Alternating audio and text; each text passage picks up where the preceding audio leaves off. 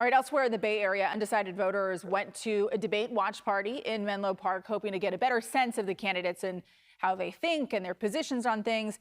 Andrea Nakano reports on where those voters stand now as the primary race enters its final weeks. Deb Holtzman joined her fellow South Bay residents to watch the final governor's debate before the June 2nd primary.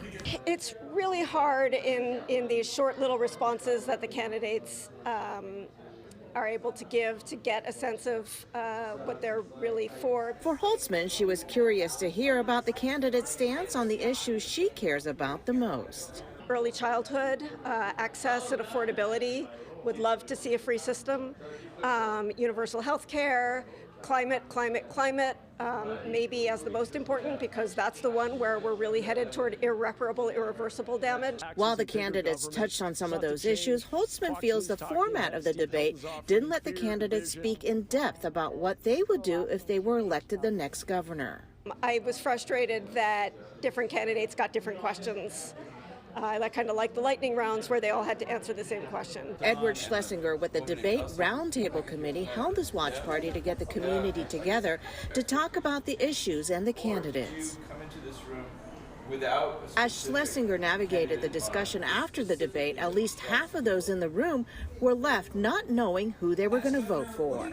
I think there's a lot of good candidates, and there's a lot of complex issues, and no candidate has maybe articulated very clear statements on some of the issues. With just weeks left until the June 2nd primary, Schlesinger feels candidates will need to hit the streets and hold community rallies to persuade the undecided.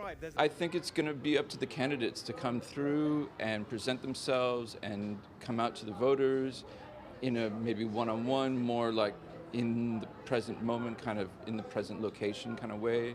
Holtzman, though, is confident that there is a candidate in the race that can successfully lead California for the next 4 years, but it will all depend on the next governor's ability to bring people together. There is only so much that the governor can do. He or she has got to work with the legislature. We have a whole system of checks and balances, and that, for all the great qualities that has in this system in California and in the nation as a whole, it sometimes makes things a little difficult to get things done. Procedure-wise, voters have until June 2nd to send in their ballots for the primary. From there, the top two candidates will run off to the general election in November.